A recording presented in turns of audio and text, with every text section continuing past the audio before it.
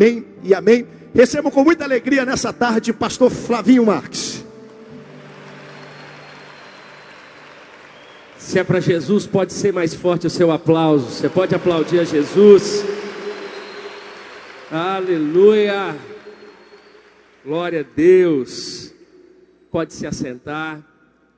Que alegria e privilégio poder estar com os irmãos nesse dia tão especial, nesse evento, nesse congresso de suma importância para tudo aquilo que Deus tem feito no meio de vocês. Trago o abraço de toda Belo Horizonte. Alguém aqui conhece Belo Horizonte? Alguém aqui gosta de pão de queijo? Frango com quiabo? Tutu de feijão? Não, né? Vire para esse irmão que está do seu lado e diga para ele assim: eu vou pagar seu jantar hoje. No final de tudo aqui eu vou abençoar, eu vou semear na tua vida hoje. Fala com ele: está selado em nome de Jesus. Glória a Deus. Meus irmãos, tenho o privilégio de poder pastorear uma igreja em Belo Horizonte, uma igreja que preza pelo discipulado, pelo crescimento espiritual de cada crente, e também uma responsabilidade com a cidade, uma responsabilidade com a nação. E eu quero, nesses próximos minutos, de alguma forma inspirar teu coração. Eu queria muito a sua atenção para que pudéssemos aqui nesse início de noite ouvir o Senhor. Eu sei que você não está aqui por estar, você não está aqui porque você está obrigado, nós não estamos aqui porque somos evangélicos, nós estamos aqui porque nós amamos o Senhor e amamos a presença do Senhor. É por isso que nós estamos aqui. Eu sei que todos nós temos um propósito a viver e a cumprir. Por isso eu peço muito a sua atenção para tudo aquilo que o Senhor vai derramar sobre nós nesse dia, em nome de Jesus. Eu quero ler 2 textos com você. Eu queria pedir aos irmãos que abrissem a sua Bíblia comigo, por favor, no Evangelho de Mateus, no capítulo de número 28, a partir do verso 18. O texto da grande comissão. É o primeiro texto que eu quero ler com você, Mateus, Evangelho de Mateus, capítulo de número 28. A partir do verso 18, acompanhe comigo, por favor, a leitura. Diz assim: então, Jesus aproximou-se deles e disse: foi-me dada toda a autoridade nos céus e na terra. Portanto, vão e façam discípulos de todas as nações, batizando-os em nome do Pai e do Filho e do Espírito Santo, e ensinando-os a obedecer a tudo o que eu lhes ordenei. E eu estarei sempre com vocês até o fim dos tempos. Leia comigo o Evangelho de Lucas, capítulo de número 10. Evangelho de Lucas,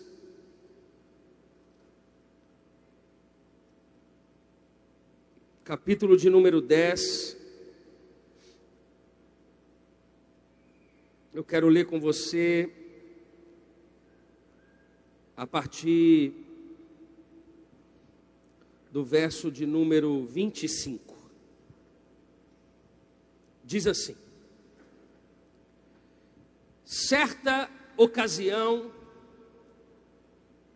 um perito na lei levantou-se para pôr Jesus à prova e lhe perguntou: mestre, o que preciso fazer para herdar a vida eterna? O que está escrito na lei? Respondeu Jesus. Como você a lê? Ele respondeu: ame o Senhor, o seu Deus, de todo o seu coração, de toda a sua alma, de todas as suas forças e de todo o seu entendimento, e ame o seu próximo como a si mesmo. Disse Jesus: você respondeu corretamente, faça isso e viverá. Mas ele, querendo justificar-se, perguntou a Jesus: e quem é o meu próximo? Em resposta, disse Jesus: um homem descia de Jerusalém para Jericó, quando caiu nas mãos de assaltantes. Estes lhe tiraram as roupas, espancaram-no e se foram, deixando-o quase morto. Aconteceu, está descendo pela mesma estrada um sacerdote. Quando viu o homem, passou pelo outro lado, e assim também um levita. Quando chegou ao lugar e o viu, passou pelo outro lado. Mas um samaritano, estando de viagem, chegou onde se encontrava o homem, e quando o viu, teve piedade dele. Aproximou-se, enfaixou-lhe as feridas, derramando nelas vinho e óleo. Depois colocou sobre o seu próprio animal, levou-o para uma hospedaria e cuidou dele. No dia seguinte, deu 2 denários ao hospedeiro e lhe disse: cuide dele. Quando eu voltar, lhe pagarei todas as despesas que você tiver. Qual destes 3 você acha que foi o próximo do homem que caiu nas mãos dos assaltantes? Aquele que teve misericórdia dele. Respondeu o perito na lei. Jesus lhe disse: vá e faça o mesmo. Curve a sua cabeça por um instante, vamos orar. Pai, essa é a tua palavra. Nós estamos aqui porque nós amamos o Senhor, amamos a igreja do Senhor, amamos tudo aquilo que o Senhor tem nos confiado, amamos a missão que é tua, na qual fomos comissionados.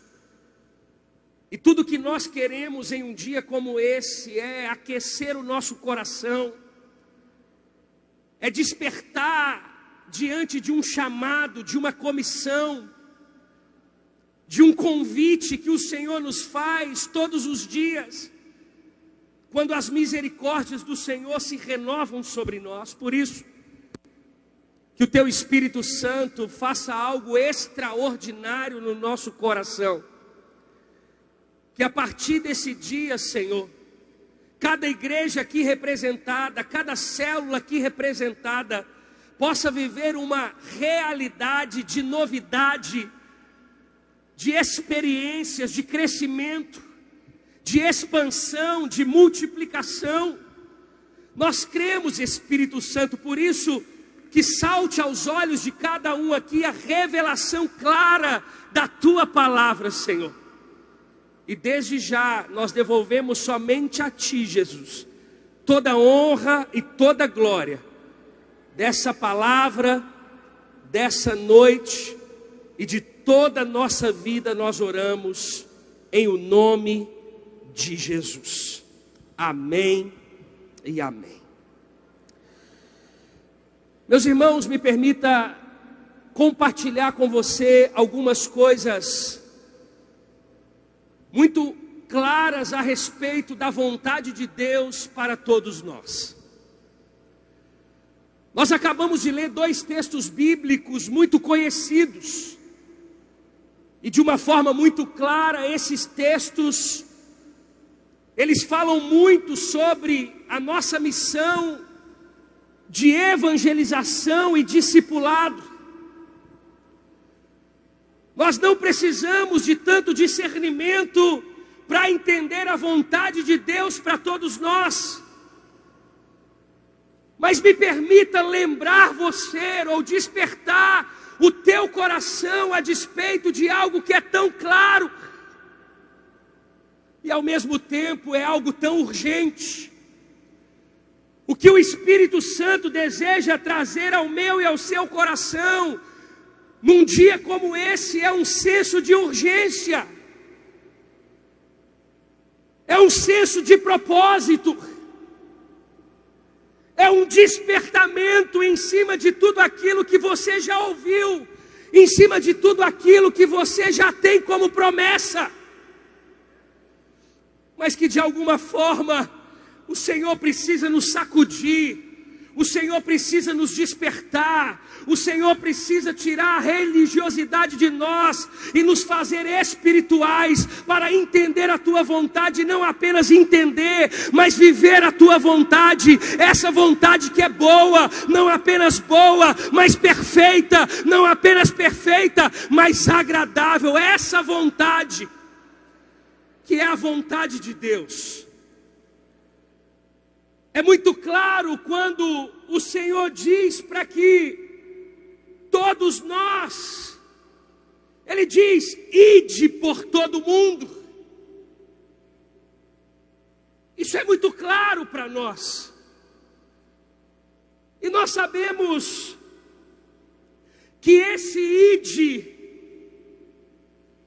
ele não é um verbo imperativo.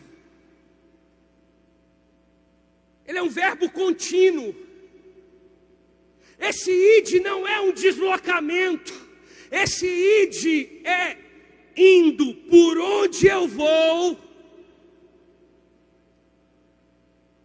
Eu fui chamado a pregar o Evangelho, porque uma vez esse Evangelho pregado, ele sai do campo natural, ele entra no campo sobrenatural a ponto do Espírito Santo convencer aquele a quem ouviu o Evangelho da justiça, do pecado e do juízo. Eu não preciso me deslocar para a África, eu não preciso dizer quando eu for, não. O que o texto está dizendo, por onde eu for, se eu for na padaria eu preciso fazer discípulos, se eu estou dentro da faculdade eu preciso fazer discípulos, se eu moro nesse bairro eu preciso fazer discípulos, se eu fui chamado a fazer parte dessa família eu preciso fazer discípulos, se eu moro nesse condomínio eu faço discípulos, se eu moro nesse bairro eu faço discípulos. Indo, um verbo contínuo. O verbo imperativo é o fazei. Ou seja, o fazei é um verbo imperativo, ou seja, é uma ordem. Não é uma opção para mim, para você fazer discípulos, é uma ordem. Por onde eu passo, indo por qualquer lugar, eu tenho uma ordem dada por Deus em fazer discípulos. Fazei. Não é se quiser façam. Não, é fazei. É uma ordem. E talvez isso já nos cabe uma primeira pergunta nesse início das mensagens dessa noite. Quantos discípulos para Jesus você fez em 2023 e nesses 2 meses de 2024? Fazei. É uma ordem. Se os nossos pais dão uma ordem, nós obedecemos. Se os nossos líderes espirituais nos dão uma ordem, nós obedecemos. Quanto mais o Senhor dos exércitos, aquele que morreu por nós, aquele que venceu ao 3º dia, aquele que está aqui nessa tarde, nessa noite, aquele que está aqui no nosso meio, Ele nos deu uma ordem: fazei.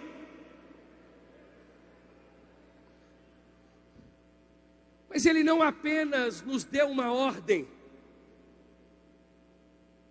e nos deixou se virar.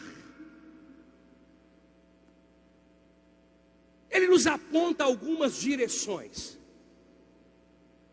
O texto de Mateus capítulo 28, ele diz assim: então Jesus aproximou-se deles e disse: foi-me dada toda a autoridade nos céus e na terra, portanto vão e façam. A primeira instrução diante da ordem de Jesus foi delegar a sua autoridade. Eu tenho toda a autoridade e eu vos dou essa autoridade. Deixa eu dizer algo para você. Jesus, Ele não delega tarefas. Ele delega autoridade.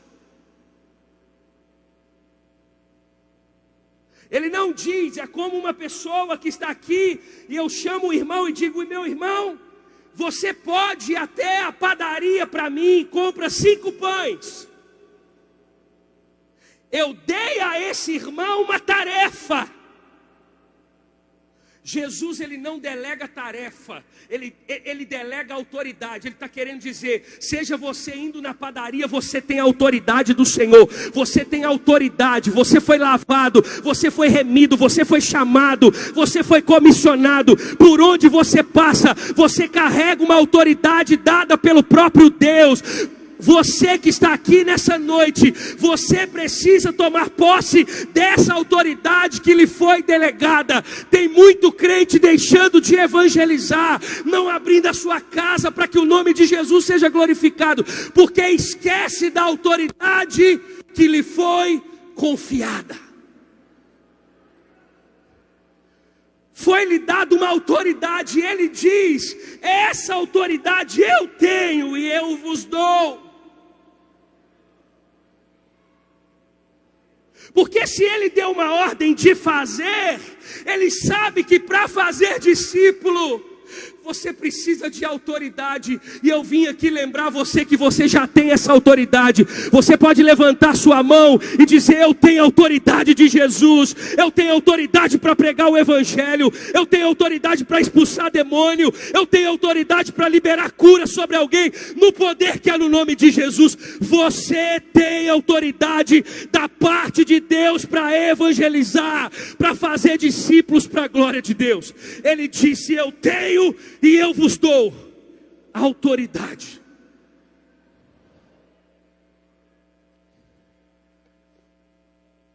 Ele diz: por onde você passar, eu te dou uma ordem: fazei discípulos. Mas você não está sozinho. Eu vou te dar as ferramentas. A primeira coisa, Cristo delegou sua autoridade.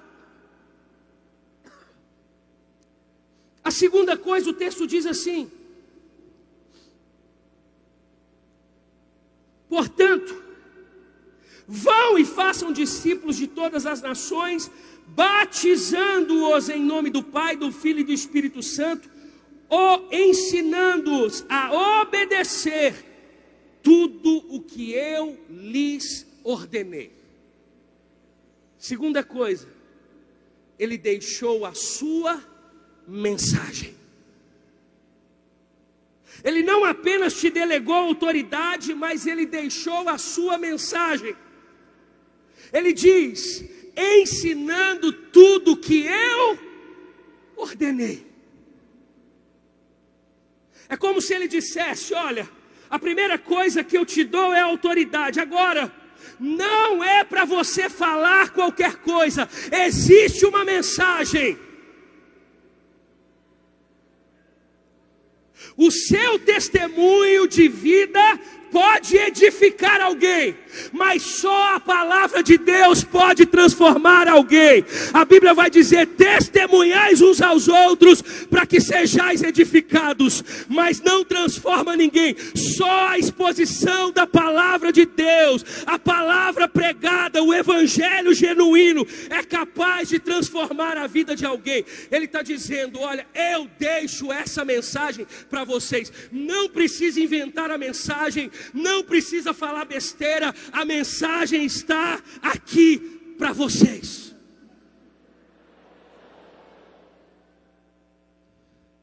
Não precisa inventar a roda.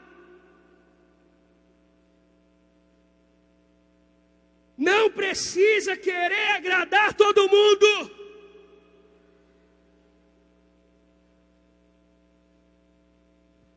Não precisa se parecer com o mundo, não precisa. Existe uma mensagem. A única forma de você fazer discípulo é ensinar tudo que o Senhor ordenou. Para não ter desculpa. Ele delega a autoridade e ele deixa a sua mensagem. E ele termina dizendo: e eu estarei sempre com vocês, até o fim dos tempos. Terceiro ponto, ele prometeu a sua companhia. Vem cá, varão. É como se ele dissesse assim: eu tenho uma ordem para você. Eu não sei para onde você vai, mas por onde você for, você vai fazer discípulos.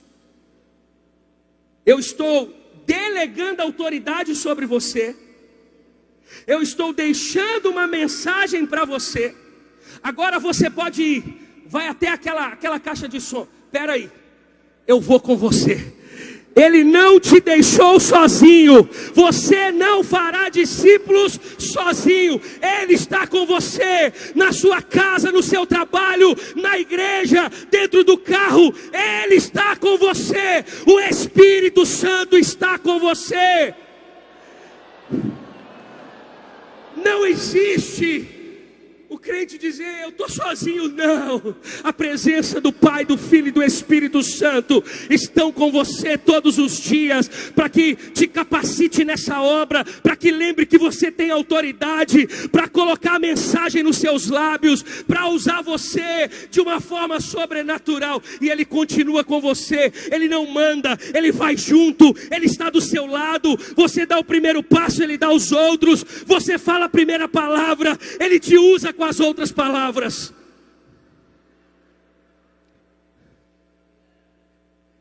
Ele delega a sua autoridade, ele deixa a sua mensagem e ele promete a sua companhia. É isso que ele faz. Quando nós nos lembramos disso, meus irmãos, o que nós precisamos mais? Nós já temos tudo.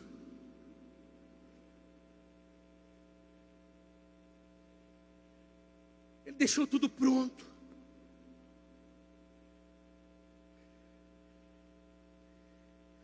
Nós já temos o selo. Nós já temos a bênção. Nós já temos a direção. Nós temos a mensagem, não precisamos inventá-la. Nós temos a autoridade, nós temos a companhia dele, nós não estamos sozinhos. É tudo que precisamos para fazer discípulos. Mas me permita expor junto com você o Evangelho de Lucas, capítulo de número 10, a parábola do bom samaritano. O texto muito conhecido por todos nós, ele expressa exatamente o coração de Jesus. Se tem uma coisa que estamos buscando como filhos de Deus, como cristãos comprometidos com a sua obra, é se parecer com Jesus. Jesus, por meio dessa parábola, Ele está rasgando o seu coração para mim e para você. E esse texto, ele fala de 3 personagens. A parábola do bom samaritano, vamos ler novamente, diz assim: certa ocasião, um perito na lei levantou-se para pôr Jesus à prova e lhe perguntou: mestre, o que preciso fazer para herdar a vida eterna? O que está escrito na lei? Respondeu Jesus: como você a lê? Ele respondeu: ame o Senhor, o seu Deus, de todo o seu coração, de toda a sua alma, de todas as suas forças, de todo o seu entendimento, e ame seu próximo como a si mesmo. Disse Jesus: você respondeu corretamente. Faça isso e viverá. Mas ele, querendo justificar-se, perguntou a Jesus: e quem é meu próximo? Em resposta, Jesus disse, ou seja, Jesus então agora fala do fundo do seu coração e diz: um homem descia de Jerusalém para Jericó quando caiu nas mãos dos assaltantes. Estes lhe tiraram as roupas, espancaram e se foram, deixando quase morto. Aconteceu, está descendo pela mesma estrada um sacerdote. Quando viu o homem, passou pelo outro lado, e assim também um levita. Quando chegou ao lugar e o viu, passou pelo outro lado. Mas um samaritano, estando de viagem, chegou onde se encontrava o homem, e quando o viu, teve piedade dele. Aproximou-se, enfaixou-lhe as feridas, derramando nelas vinho e óleo. Depois colocou sobre o seu próprio animal, levou para uma hospedaria e cuidou dele. No dia seguinte deu 2 denários ao hospedeiro e lhe disse: cuide dele, quando eu voltar lhe pagarei todas as despesas que você tiver. Qual destes 3 você acha que foi o próximo do homem que caiu nas mãos dos assaltantes? Aquele que teve misericórdia dele. Respondeu o perito na lei. Jesus lhe disse: vá e faça o mesmo. Essa parábola ela tem 3 personagens. O primeiro personagem dessa parábola é o ladrão. E se você parar para pensar, em qualquer lugar do mundo, o pensamento de um ladrão é o mesmo. O pensamento de um ladrão aqui no Brasil ou do outro lado do mundo é o mesmo. Qual é o pensamento de um ladrão? O que é seu é meu. Eu quero o que é seu. O que você tem não deveria estar com você, deveria estar comigo. Por quê? Porque o que é seu é meu. Esse é o pensamento de todo ladrão. O texto vai dizer que aquele homem estava na estrada, passou um assaltante, roubou tudo que ele tinha, espancou ele e deixou ele caído. Por quê? Porque o pensamento daquele ladrão diante daquela pessoa era: o que é seu é meu. É o extremo de fazer discípulos. Você só pensa em você. O que é seu é meu. Você quer o título de alguém, mas não quer fazer o que alguém fez. Você quer o título de pastor, mas não quer fazer discípulos. O que é seu é meu.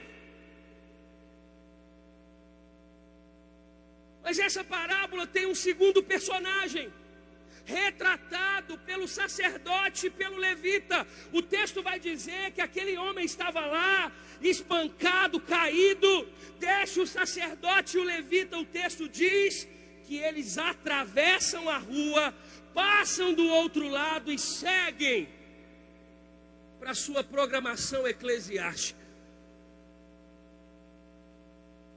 Se o pensamento de todo ladrão é o que é seu é meu, o pensamento do levita e do sacerdote é: o que é seu e o que é meu. Eu não quero o que é seu, mas também não quero o que é meu. Faz o seu que eu faço o meu. Cuida da sua vida que eu cuido da minha.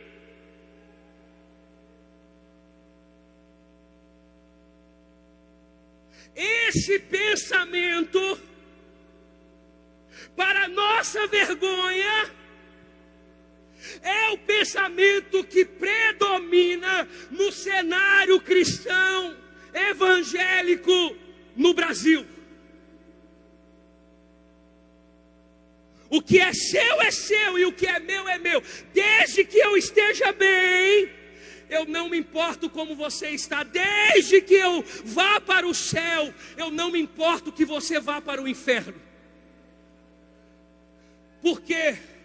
Porque o que é seu e o que é meu. Principalmente crente que já teve experiências ruins de traição, de mágoas, de amargura. Ele não consegue perdoar e o pensamento dele continua permanecendo, dizendo: o que é seu e o que é meu.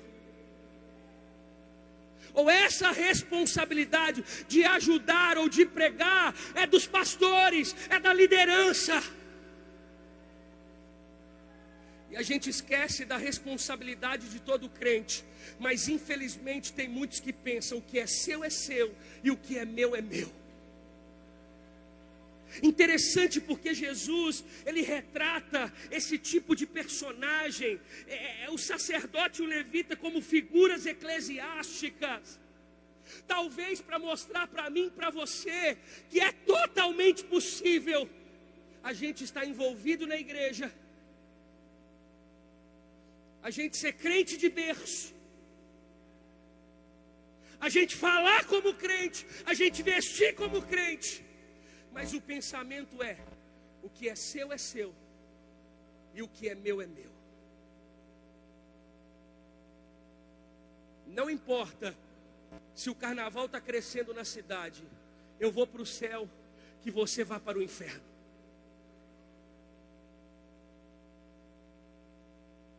Para nossa maior vergonha em Belo Horizonte, nos últimos anos, o carnaval tem crescido absurdamente. Se não o primeiro, um dos maiores carnavais do Brasil hoje. E a gente está de congresso a congresso, de culto a culto, com o pensamento: que é seu e o que é meu.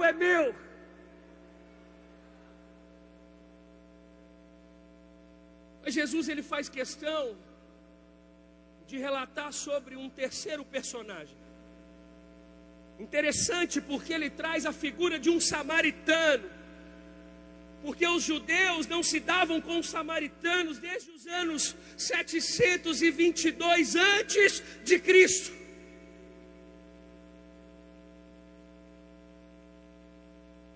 E ele traz esse personagem, o samaritano, que ao ver aquele homem caído, assaltado na rua, o texto vai dizer que ele estende a mão, ele limpa a ferida, ele coloca sobre o seu animal, ele o leva para uma hospedaria, ele paga a conta. Porque se o pensamento do ladrão é: o que é seu é meu, E o pensamento do levita e do sacerdote é: o que é seu e o que é meu é meu. O pensamento de Jesus retratado pelo samaritano é: o que é meu também é seu. Afinal, esse é o pensamento do evangelho. Não é isso que Deus fez? O filho é meu, mas eu dou a vocês. O pensamento do evangelho é: o que é meu também é seu. Como eu posso te servir? Se eu tenho conhecimento das escrituras, eu posso te ensinar. Essa casa também pode ser sua, ela é minha, mas ela é um lugar de pregação do evangelho. O que é meu também é seu. Se precisar, a gente paga a conta. Se precisar, a gente abre a casa. Se precisar, a gente transborda conhecimento, porque o pensamento de um crente verdadeiro é: o que é meu também é seu.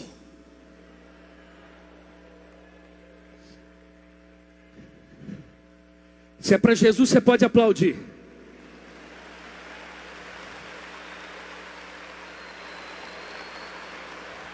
É Jesus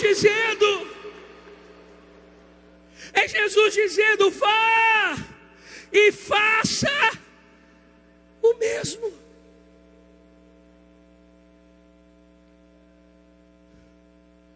O que um dia como esse precisa sacudir a nossa vida é termos a clareza de que a cruz não é egoísta.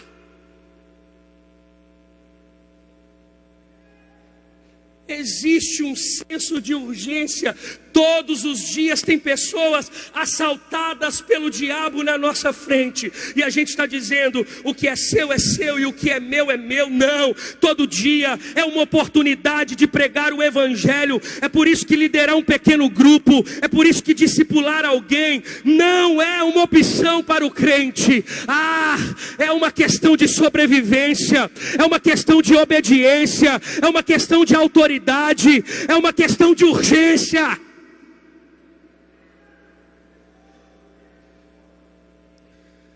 Irmãos, se nós entendermos que temos essa autoridade, que Ele nos deixou essa mensagem,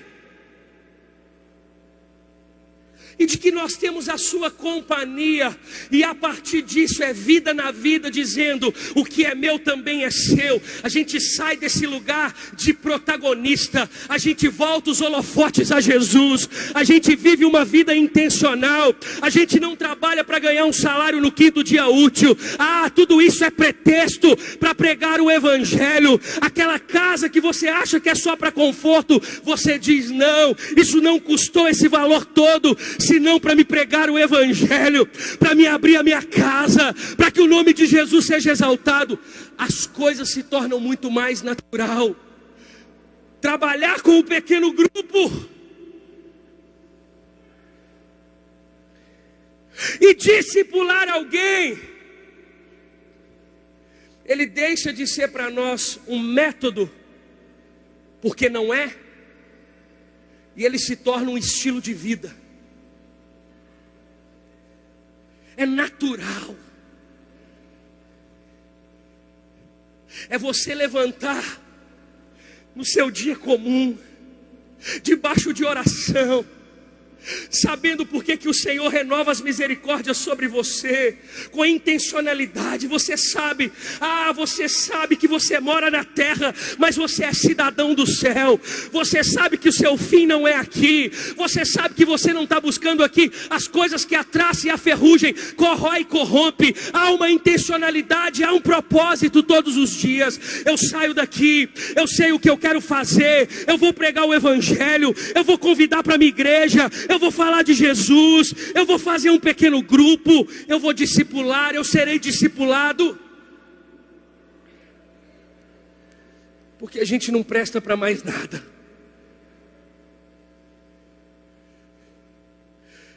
Quando nós caímos do cavalo no nosso caminho de Damasco, Nós fomos selados a um propósito, e não adianta você correr dele. O que de fato vamos falar aqui nessa noite é tudo que você já sabe. Nós viemos aqui nessa noite lembrar você que Jesus chamou você, que Jesus escolheu você no ventre da sua mãe, que você não mora aqui em Belém do Pará à toa, que você não está nessa congregação à toa, você não mora nesse bairro à toa, você não estuda nesse colégio à toa, você não trabalha nessa empresa à toa, você não nasceu nessa família à toa. Jesus escolheu você com autoridade, com mensagem, com companhia, dizendo: olha, tudo aquilo que eu fiz em você,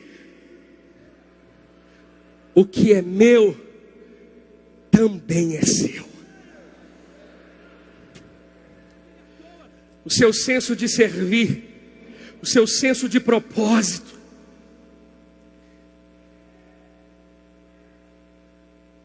a clareza do seu dia,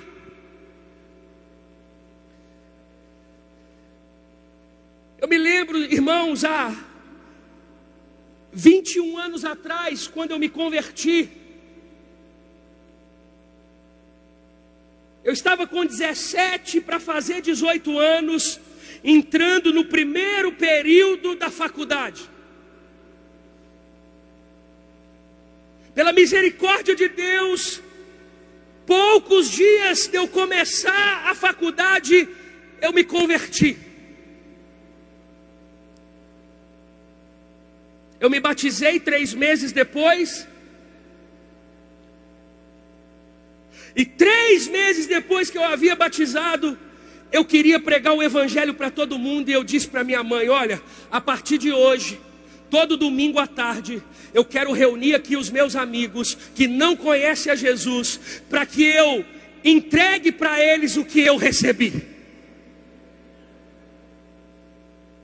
Eu trabalhava de 5 horas da manhã a 1 hora da tarde.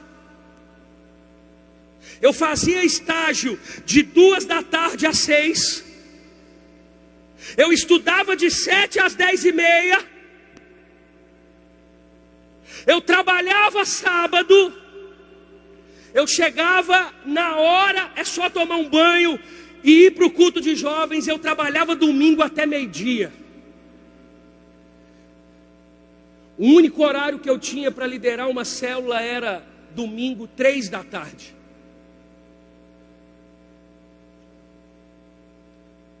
A família tinha acabado de comer um frango com quiabo, angu. Todo mundo às vezes ia deitar. Eu entrava para a sala da minha casa, 2 horas da tarde, lição preparada, louvor tocando, me enchendo da presença de Deus. Ligava esperando você, dava 3 horas, chegava 1, a primeiro pequeno grupo veio 1, o outro veio 2, daqui a pouco tinha 10, daqui a pouco eu estava subindo o morro. Eu me lembro que isso foi dia 4 de setembro, quando virou o ano, em 3 meses, aquela célula tinha multiplicado 6 vezes. Era por causa de mim? Não! É porque eu entendi que Ele tinha me delegado autoridade. Eu entendi que Ele tinha deixado a mensagem. Eu entendi que Ele estava comigo em todos os lugares. Eu entendi que não era sobre mim. Eu não quero o que é seu. Eu não quero que você vá para lá e eu vá para cá. O que é meu também é seu.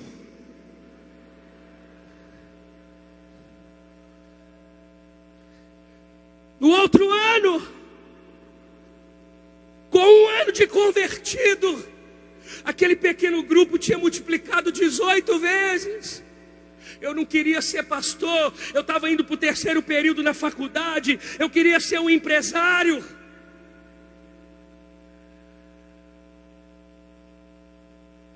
Com 4 anos, eu estava indo para o 8º período da faculdade. Eu liderava 53 pequenos grupos. Eu tinha uma média de 500 jovens caminhando. Eu já liderava os jovens nessa época. Deus me chamou ao ministério. Eu disse: Senhor, eu estava em casa 3 horas da manhã. Eu estava dormindo. Eu nunca fui desses: Deus me acordou de madrugada. Não, mas nesse dia, 3 horas da manhã, eu acordei com uma dor, com uma cólica. eu saí do meu quarto, meus irmãos dormiam no mesmo quarto. Eu saí do quarto, entrei para a sala. Eu deitei no chão. Eu abracei minhas pernas. Eu falei: Senhor, que dor é essa? Ele disse para mim: filho, isso são como dores de parto. Porque a partir de hoje eu te chamo para gerar filhos. Era eu e Deus naquela sala. Falei: Senhor, como assim? E Ele falou: larga tudo, eu estou te chamando ao ministério. Eu falei: Senhor, eu nunca pedi para fazer nada na igreja. Ah, Senhor, eu sempre fiz de coração. Não é porque eu lidero jovens que eu preciso ser pastor, está tudo bem. E Deus está dizendo: não, não precisa falar nada. Deixa que com o seu pastor eu falo. Falei: o que você quer que eu faça, Senhor? Eu e ele na sala. E ele disse: amanhã não vá trabalhar, esteja na primeira hora no gabinete do seu pastor. Cheguei 8 horas da manhã no gabinete dele. Ele não tinha chegado, deu 9 horas, ele chegou. Ele assustou, me viu na igreja. E ele disse: filho, entre. Entrei no gabinete dele. Na hora que eu sentei na mesa dele, eu falei, aí ele: então, filho, o que foi? E eu falei assim: pastor, eu não sei nem por onde começar. E ele disse: não comece. Deus já disse para mim que dia que você começa. Se é para Jesus, você pode aplaudir. Porque nunca foi método. Sempre foi a grande comissão, sempre foi um convite de estilo de vida para todo crente: pregar o evangelho, fazer discípulos, prepará-lo, enviá-lo. Sempre foi. Você não pode sair daqui nessa noite sem ter certeza da autoridade que lhe foi confiada, da mensagem que você recebeu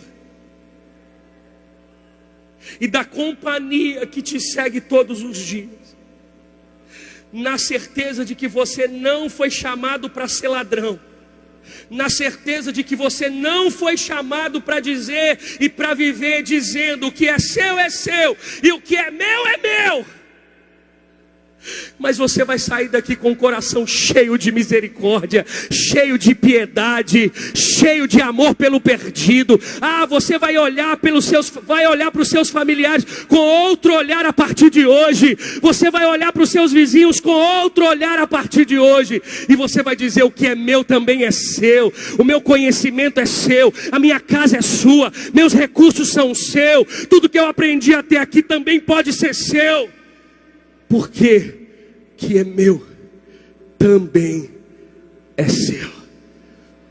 Quantos entendem essa palavra nessa noite?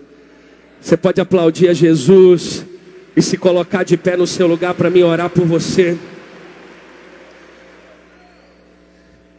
Feche os seus olhos. Feche os seus olhos. Me permita orar por você nessa noite.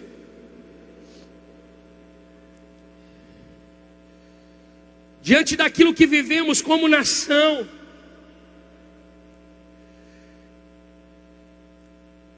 diante daquilo que está diante dos nossos olhos, que nós estamos falando, infelizmente ou felizmente, não é uma opção para você.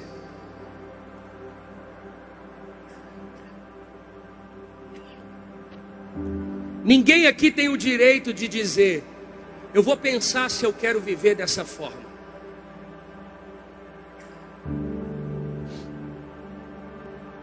Jesus não está te pedindo, Jesus está te convocando.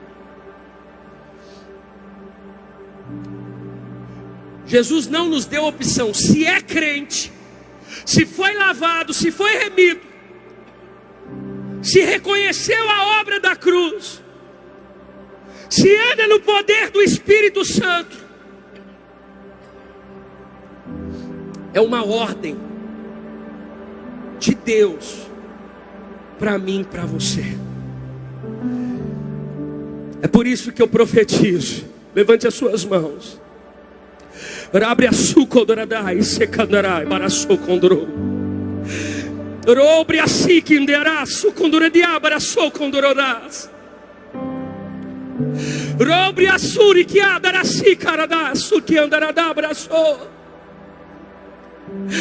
Ah, Assembleia de Deus, no estado do Pará, no ano de 2024, vai acelerar como nenhum ano, nenhum desses últimos anos. Eu vejo igrejas se multiplicando. Eu vejo pessoas espirituais e não religiosas. Ah, eu vejo pessoas intencionais. Ah, eu vejo células se multiplicando.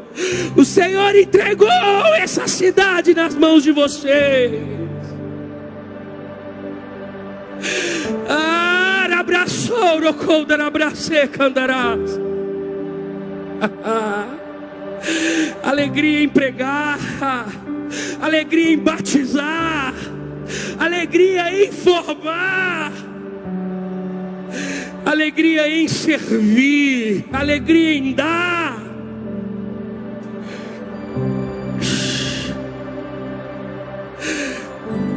Toma os teus filhos nessa noite, Senhor. Ah, derrama óleo fresco nessa noite, Senhor. Aqueça corações, Senhor. Ah, Espírito Santo, que tenha volta ao primeiro amor nessa noite.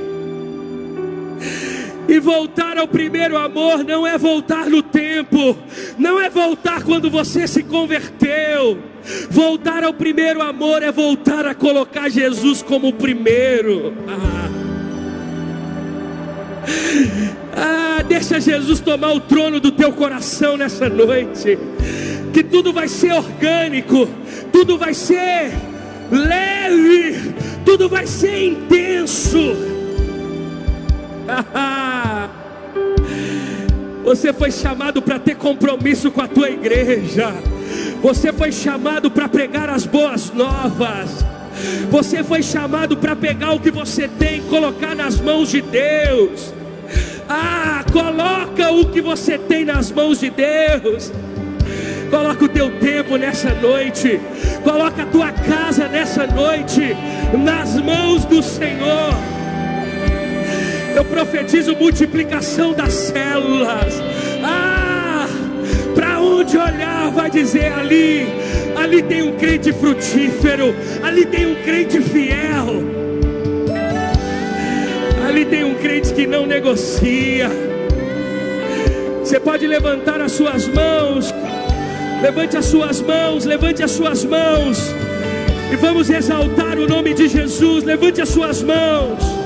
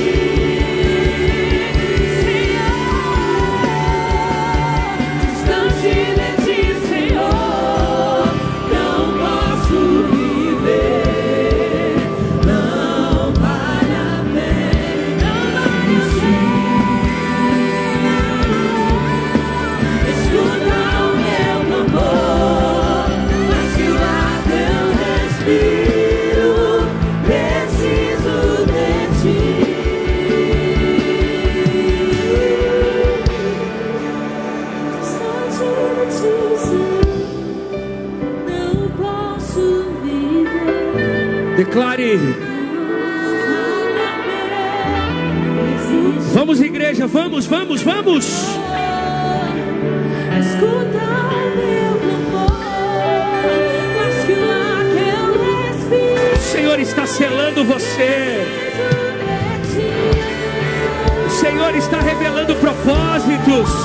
O Senhor está chamando pessoas. E as lutas vêm tentando me afastar de ti.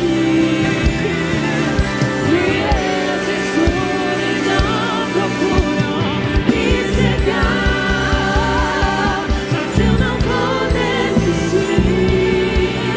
Ajuda-me, Senhor. Eu quero permanecer contigo até o fim.